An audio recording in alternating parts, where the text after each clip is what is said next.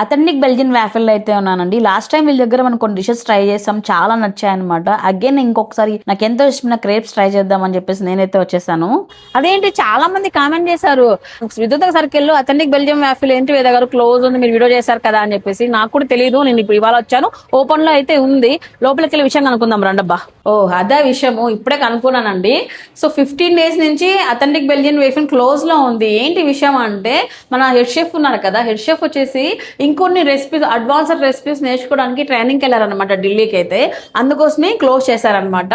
So ఇప్పుడు మళ్ళీ authentic waffle 2.0 reloaded version లో మీ ముందుకైతే వచ్చేసారని చెప్తున్నారు. అయితే ఇప్పుడు ఈ మెనూలో కొత్త కొత్త రెసిపీస్, కొత్త కొత్త డిషెస్ కూడా యాడ్ కాబోతున్నాయి అనమాట. సో అందుకోసం ఈ 15 days అయితే క్లోజ్ ఉంది. ఇప్పుడైతే రెడీ టు సర్వ్ అని చెప్తున్నారండి. ఇంకా బై ద వే నాకు ఎంతో ఇష్టమైన క్రేప్స్ అయితే ఆర్డర్ కూడా చెప్పేసాను. అక్కడైతే 5 minutes లో వచ్చేస్తుంది, టేస్ట్ చేద్దాం. వావ్, ఎమ్మి అండి.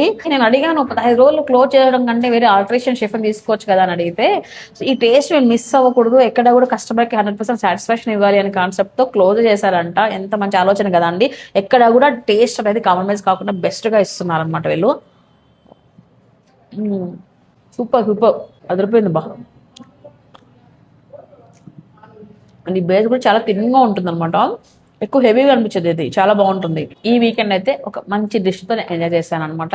ఎవరైతే మిస్ అయిన ఉన్నారో వాళ్ళందరూ కూడా రండి, సర్వీస్ అయితే అవైలబిలిటీలో ఉందన్నమాట.